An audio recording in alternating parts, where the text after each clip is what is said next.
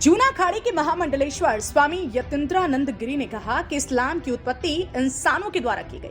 अल्लाह कौन है और कौन क्या है ये हम नहीं जानते। पीएफआई, सिमी, अलकायदा से जुड़े एजेंट घर घर में मौजूद हैं और जब तक उनको चुन चुन कर खत्म नहीं किया जाएगा तब तक भारत के सुखद भविष्य की कल्पना नहीं की जा सकती। वहीं उन्होंने बागेश्वर धाम बाबा के हिंदू राष्ट्र के बयान का समर्थन करते हुए कहा कि भारत सदा से ही हिंदू राष्ट्र है।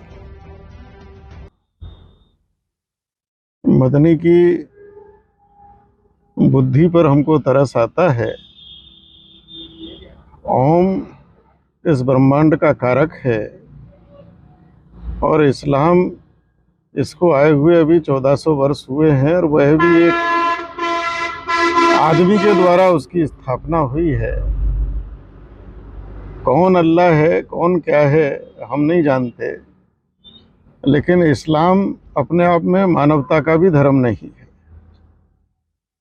तो मदनी जैसे लोगों की बात पर कोई टिप्पणी करना हमको उचित नहीं लगता है, क्योंकि टिप्पणी वहाँ की जा सकती है जहाँ कोई व्यक्ति सिद्धांत के आधार पर, शास्त्र के आधार पर, सत्यता के आधार पर बोलता हो।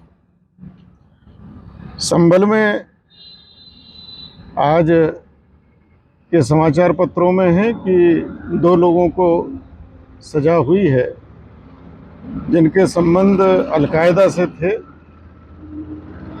तो यह तो जंगल में चींटी के समान है। वास्तव में संभल है, मुरादाबाद, रामपुर, अमरोहा, बिजनौर, अलीगढ़, इस पूरे के पूरे क्षेत्र के लिए सरकार को चाहिए अलग से एसटीएफ तैयार करे और सघन यहाँ पर सरकार जो है खोज करे। बड़ी मात्रा में यहाँ जो इनका पीएफआई है, सिमी है, अलकायदा है, यहाँ घर घर उनके एजेंट मिलेंगे और जब तक इनको चुन चुन के ख़त्म नहीं किया जाएगा तब तक हम भारत के सुखद भविष्य की कल्पना नहीं कर सकते। संभल के सपा सांसद डॉक्टर शफीकुर रहमान बर्क कहते हैं कि यूनिफॉर्म सिविल कोड लागू नहीं होने देंगे। शफीकुर रहमान तो पता नहीं क्या क्या कहते रहे। हाय हुसैन हम ना हुए उस वाली बात है। अगर तुम होते भी तो क्या कर लेते। तुम्हारे होते होते अयोध्या में श्री राम मंदिर बन रहा है, धारा 370 समाप्त हो गई। दुनिया में इस्लाम केवल फतवे दे सकता है, इससे ज़्यादा कुछ नहीं कर सकता। ये वो लोग हैं जो मुगल काल में डर डर कर हिंदू बने, हिंदू से मुसलमान बने, डर डर कर। ये वो कायर लोग हैं जो भय के कारण, लोभ के कारण और हिंदू धर्म छोड़कर मुसलमान बने थे। इनमें कोई ताकत नहीं है, केवल बोल सकते हैं, कर कुछ नहीं सकते। आज तक इन्होंने दुनिया में कुछ नहीं कर सके। जो कभी कहते थे कि